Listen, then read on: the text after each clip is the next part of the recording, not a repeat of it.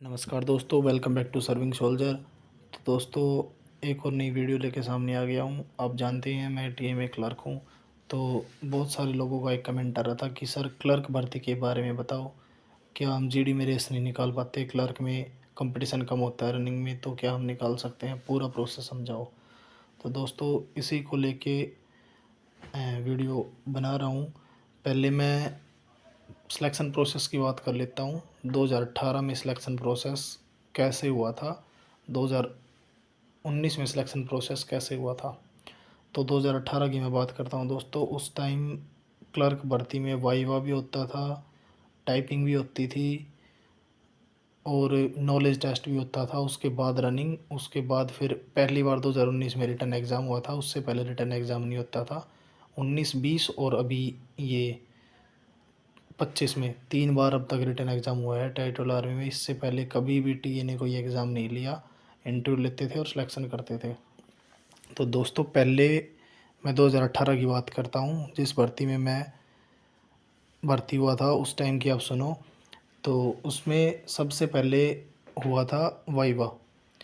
Commander के mind का कुछ नहीं पता होता किस टाइम कमांडर के माइंड में क्या है। उस टाइम एक तो नोटबंदी हुई थी, तो मेरे को टॉपिक दिया था डिमोनेटाइजेशन के बारे में लिखो। मेरे को ब्लैंक पेज और पेन दे दिया था, लिखो। उसके बाद दूसरा मेरे को दिया था इंडियन इकोनॉमी के बारे में लिखो। और उसके बाद टाइपिंग टेस्ट के लिए बोला था। किस्मत अच्छी थी, टाइपिंग उस दिन नहीं हुई क्योंकि 2 कंप्यूटर थे उनके, दोनों डॉक्यूमेंटेशन में लगे हुए थे, तो टाइपिंग नहीं हो पाई हमारी। उसके बाद 2020 में जो भर्ती हुई, 19 के लास्ट में लगा लो, 20 में, 20 की फरवरी में सिलेक्शन था उनका, 19 में ही लगाओ। 19 में जो भर्ती हुई उसमें फिर से वाइवा के लिए बोल रहा था। बंदे अलग भी किए थे। वाइवा का नाम लेते ही आधे बंदे ग्रुप से भाग भी गए थे। मैं आपको ये मतलब काफ़ी जगह पे हुआ था, जैसे ही वाइवा का लिए बोल रहा तो काफ़ी बंदे चले गए थे। अभी इस भर्ती की मैं अगर बात करूँ, ये जो भर्ती हुई थी और जो अभी भर्ती होगी, इसका प्रोसेस सेम है। इसमें कोई भी दोस्तों आपका वाइवा नहीं लिया जाएगा क्लर्क भर्ती के लिए, ना आपसे कोई पहले टाइपिंग करा के देखी जाएगी।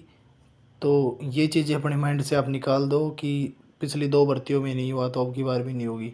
अब की बार साफ साफ एसओपी में दिया हुआ है कि आईटी की नॉलेज आपको फर्स्ट क्लास होनी चाहिए और ऑफिस के काम की अवेयरनेस होनी चाहिए, टाइपिंग स्किल आपकी अच्छी होनी चाहिए। बट ग्राउंड पे ये चीज़ होगी नहीं होगी, वो आपकी किस्मत पे डिपेंड करता है। मेरे हिसाब से नहीं होगी, जहाँ तक मेरा वो काम कर रहा है आईक्यू लेवल नहीं होगी ये चीज़ें। ना आपसे कोई टाइपिंग करा के देखेगा, ना आपसे कोई नॉलेज टेस्ट लेगा। डायरेक्ट क्लर्क के लिए ग्रुप आएगा, दौड़ाएंगे आपको, उसके बाद एग्ज़ाम ही होगा आपका डायरेक्ट रिटर्निंग मेडिकल के बाद। तो ये है दोस्तों क्लर्क भर्ती का सिलेक्शन प्रोसेस। क्लर्क भर्ती में आप बैठो, अगर आपसे लग रहा है कि आपको जीडी में आपके लिए आपसे रनिंग नहीं लगेगी, तो आप अभी से थोड़ा थोड़ा पढ़ना स्टार्ट करो ताकि क्लर्क भर्ती की रिटर्न को आप निकाल पाओ और आप सिलेक्शन ले पाओ। क्योंकि जीडी में कंपटीशन टफ़ है, हमें ही पता है। मैं खुद रनिंग में थोड़ा वीक था, तो मैं क्लर्क भर्ती में इसलिए जानबूझ के बैठता था। और आपको इसके लिए 12th में आपके पास क्या होना चाहिए, या तो दोस्तों अगर आपके पास साइंस थी या आर्ट्स थी तो आपके पास मैथ होना चाहिए। अगर आपके पास कॉमर्स थी तो आपके पास अकाउंट है ही। फिर ओवरऑल 60% आपके मार्क्स होने चाहिए और ईच सब्जेक्ट में 50 होने चाहिए। बहुत कमेंट थे 3-4 कि मेरे 49 है। 49 एक्सेप्टेबल नहीं है भाई। अगर आपके ग्रेस मार्क मिलके आपको 1 मार्क्स मिला हुआ है, फिर आपके 50 बैठ रहे हैं, वो दोनों मार्कशीट आप लेके आओ, वो चीज़ अलाउड है।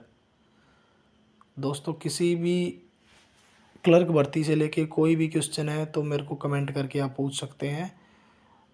किसी भी चीज़ से रिलेटेड अदर कोई क्वेश्चन है वो भी आप कमेंट करके पूछ सकते हैं। Thanks for watching. जय हिंद, जय भारत, वंदे मातरम।